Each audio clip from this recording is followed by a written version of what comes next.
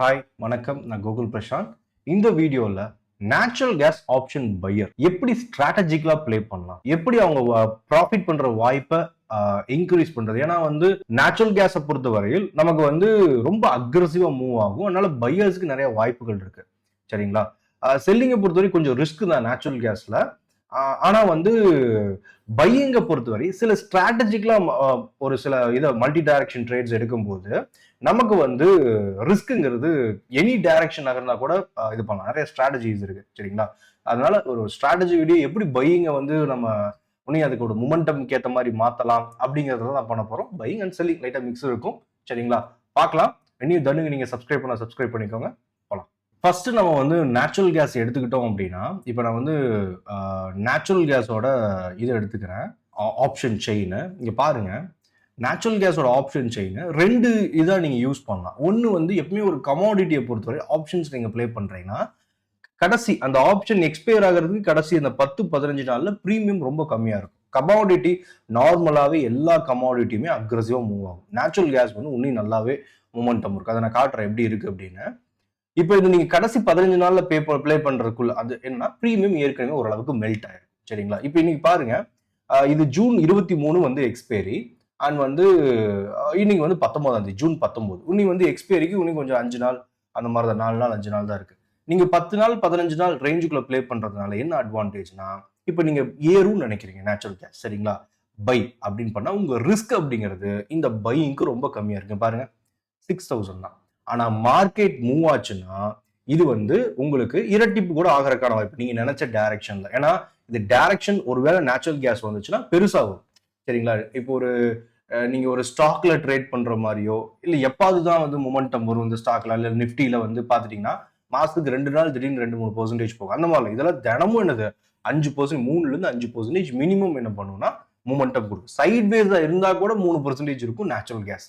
சரிங்களா? ரெகுலரா ட்ரேட் பண்றவங்களுக்கு தெரியுங்க. பாருங்க, சும்மா நம்ம இந்த செஷன் பிரேக் போட்டிருக்கு. இது ஒண்ணும் இல்ல, இந்த வெர்டிகல் லைன் இருக்கு இல்லைங்களா? இந்த வெர்டிகல் லைனுங்கிறது என்ன அப்படின்னா, இந்த கார்னர்ல கிளிக் பண்ணீங்கன்னா செட்டிங்ஸ், செஷன் பிரேக்கிங் இருக்கு இல்லைங்களா? இந்த செஷன் பிரேக் தான் போட்டிருக்கேன். ஒவ்வொரு நாளோட ஆரம்பம் ஒவ்வொரு நாள் முடிவு.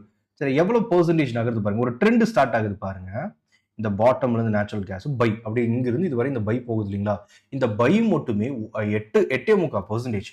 ஒவ்வொரு நாளும் லோ டு ஹை எவ்வளவு போகுது பாருங்க. டிப்புக்கு அப்புறம் கூட 4%. திரும்ப லோ டு ஹை, டிப்புக்கு அப்புறம் எவ்வளவு போகுது?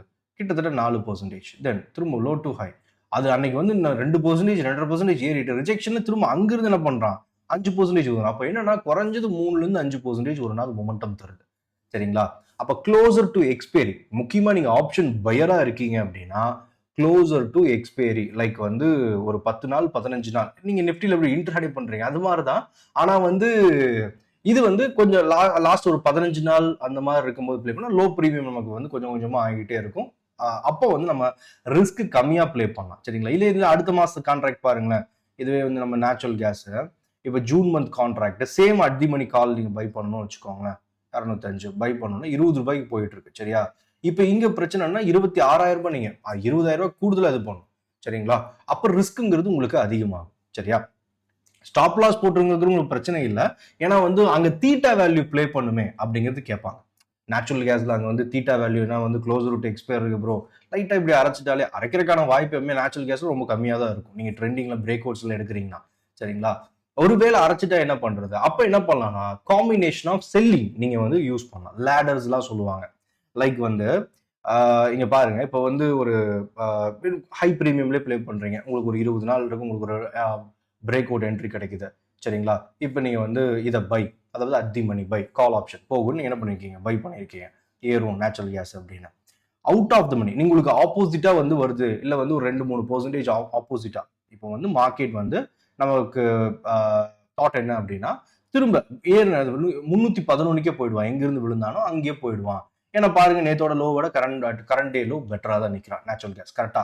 அப்போ திரும்ப மேலே தான் ஏறுவான் அப்படின்னு நீங்க ஒரு நேச்சுரல் கேஸ் முடிவுக்கு வரீங்க அப்படின்னா நீங்க பை பண்ண போறீங்க. எதை?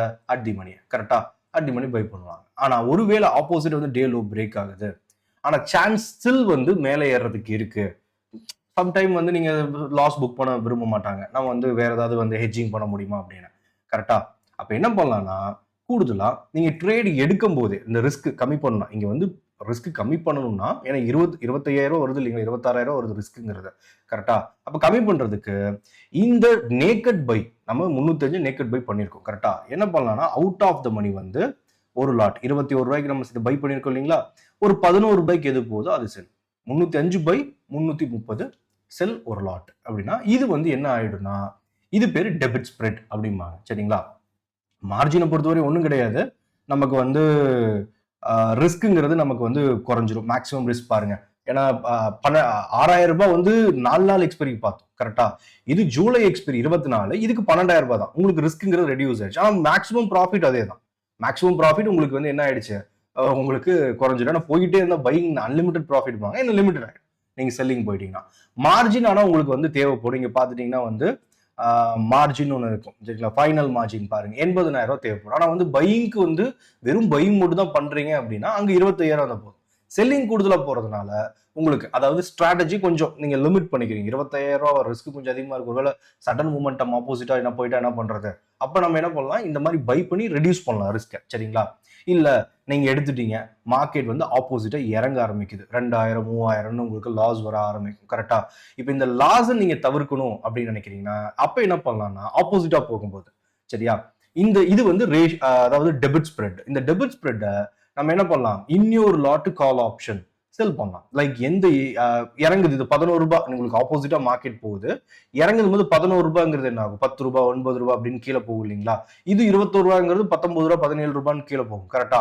அப்ப என்ன பண்ணலாம்னா, நம்ம திரும்ப வந்துட்டு இது 8 ரூபாய்ங்கிறது 7 ரூபாய் இந்த மாதிரிலாம் இருக்குல்ல, திரும்ப ஒரு லாட் செல் அப்படின்னு ஆட் பண்றோம்னா இது பேர் லேடர்னு சொல்லுவாங்க. ஒரு ட்ரேட் எடுக்கிறீங்க, டெபிட் ஸ்ப்ரெட் எடுக்கிறீங்க, ரிஸ்க் கம்மி, அதாவது ரொம்ப லாங் எக்ஸ்பைரி இருக்கு, அதனால நம்ம வந்து ரிஸ்க் கம்மி பண்ணணும்னு நினைக்கிறோம். இப்போ வந்து இத ஆப்போசிட்டா போகுது, அந்த இடத்துல லாஸ குறைக்கணும்னு நினைக்கும் போது அப்ப நம்ம என்ன பண்ணலாம், லேடரா அதை மாத்தலாம். தெரியுதுங்களா? என்ன ஆயிடுச்சு, ஆப்போசிட்டா போகும்போது என்ன ஆகும்னா உங்களுக்கு ரிஸ்க் கம்மியாயிரும். 1,200 ரூபாய் ஆயிடுச்சு, சரியா? ஒருவேளை ஆப்போசிட்டா போகுது, மார்க்கெட் கரைஞ்சுக்கிட்டே இருக்கு, திடீர்னு ஆப்போசிட்டா திரும்ப ஏற ஆரம்பிச்சிருச்சுன்னா என்ன பண்றது அகெயின் அப்படின்னா, அப்ப லேடருக்கு உங்களுக்கு பாருங்க, இந்த லேடர் போறதுக்கு மார்ஜின் அதிகமாயிருச்சு, 1,30,000 ரூபாய். இந்த மார்ஜினை குறைக்கணும் இல்லைங்களா? அப்ப என்ன பண்ணலாம்னா, திரும்ப எப்பவுமே ஒரு ஆப்ஷன்ஸ்னா என்ன தெரியுங்களா, ஆப்ஷன்னா வாய்ப்பு, கரெக்டா? வாய்ப்புகள் நிறைய இருக்கு. நீங்க செல்லிங்கோட பண்ணும்போது வாய்ப்பு அதிகமா இருக்கும். பையிங்க மட்டும் பண்றீங்கன்னா அது வந்து க்ளோசர் டு எக்ஸ்பைரி, லைக் ஒரு 10 நாள் 15 நாள்ல பண்ணுங்க. ஸ்ட்ராட்டஜிக்கலா பண்ணும்போது நல்லா இருக்கும், சரிங்களா? ஓவர் நைட் பொசிஷன் போறீங்கன்னா கொஞ்சம் கேர்ஃபுல்லா இருங்க. நேச்சுரல் கேஸ் அக்ரெசிவா மூவ் ஆகும். நேக்கட்ஸ் எல்லாம் பண்ணக்கூடாது. பாத்தீங்களா, ஒரு சைடு வந்தா பெரிய லாஸ் வர மாதிரி இருக்கு.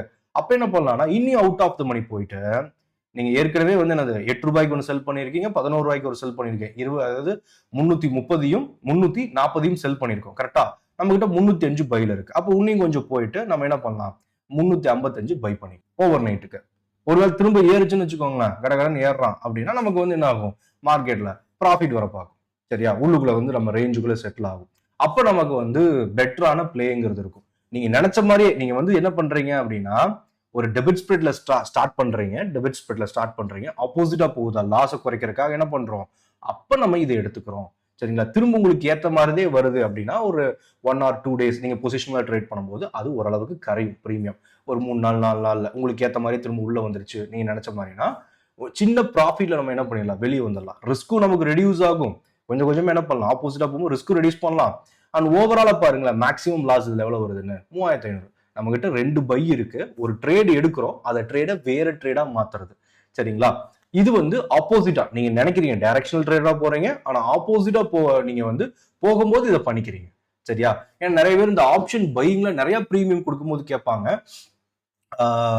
எப்படி வந்து நான் வந்து ஆப்ஷன் பையிங்ல வந்து இந்த மாதிரி பண்றது ஹெட்ஜிங் அப்படின்னு, சரியா? க்ளோசர் டு எக்ஸ்பைரி எனக்கு பிரச்சனை இல்லை, ஏன்னா பிரீமியம் ரொம்ப கம்மியா இருக்கும். இதுவே வந்து ரொம்ப தள்ளி 30 நாள் எக்ஸ்பைரி நேச்சுரல் கேஸ்லாம் பார்த்துட்டு இருக்கணும், ரிஸ்க் அதிகமா இருக்கு. எப்படி ரெடியூஸ் பண்றதுன்னு கேட்டா, ஆப்ஷன் பையிங்ல நீங்க இந்த மாதிரி கொஞ்சம் மார்ஜினை போடுறதுனால இதாகும். அப்ப ஆனா வந்து நமக்கு பையிங்க்கு 20,000 30,000 தான் போதும். ஆனா செல்லிங் பண்ணும்போது ஒரு பாருங்க 1,37,000 வந்துருச்சு. அப்போ கேபிட்டல் அதுக்கு ஏத்த மாதிரி நம்ம வச்சுக்கணும்.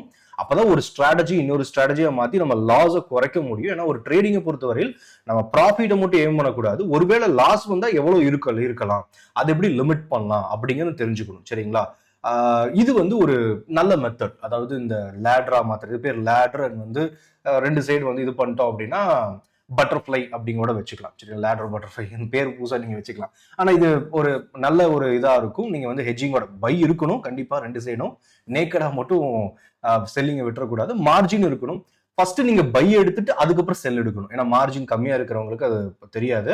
முதல் பை எடுத்துட்டு அப்புறம் செல் எடுங்க. க்ளோஸ் பண்ணும்போது செல்லை க்ளோஸ் பண்ணிட்டு பை அப்புறமா க்ளோஸ் பண்ணணும். இல்லை மார்ஜின் ஷார்ட் ஃபால் வரும். சரியா? அண்ட் இது வந்து ஒரு நேச்சுரல் கேஸை பொறுத்தவரையில் ஒரு நல்ல மெத்தட்னு வச்சுக்கலாம். டைரக்ஷனாக போயிட்டு தென் கொஞ்சம் வந்து இந்த ஆப்போசிட்டாக போகும்போது லாஸை குறைக்கிறது, இல்லை டைரக்ஷனாக போயிட்டு நம்ம வந்து ப்ராஃபிட்டை வந்து இந்த தீட்டா டிகேல வந்து எடுத்து கம்ஃபர்டபுள் ஆகிக்க பார்க்கறது, இதெல்லாம் சரிங்களா? ஓரளவுக்கு இது புரிஞ்சிருக்கும் அப்படின்னு நினைக்கிறேன். மேபி ஏதாவது கமெண்ட்ஸ் இருந்தால் நீங்கள் வந்து டிஸ்கிரிப்ஷன் சொல்லலாம். நம்ம அடுத்த வீடியோவில் பார்க்கலாம். இதே மாதிரி நல்ல ஸ்ட்ராட்டஜி கமோடிட்டியில் எப்படி ஆப்போசிட்டாக போனால் எப்படி வந்து லாஸ் ரெடியூஸ் பண்ணி வந்து பெட்டராக வந்து ப்ராஃபிட் பண்ணலாம், எந்த இடத்துல ப்ளே பண்ணால் பெட்டராக இருக்கும், லோ ப்ரீமியம் அப்படிங்கிறதெல்லாம் வந்து அடுத்தடுத்த வீடியோவில் பார்க்கலாம். வீடியோக்கு லைக் பண்ணிக்கோங்க. Investments in the securities market are subject to market risk. Read all the related documents carefully before investing.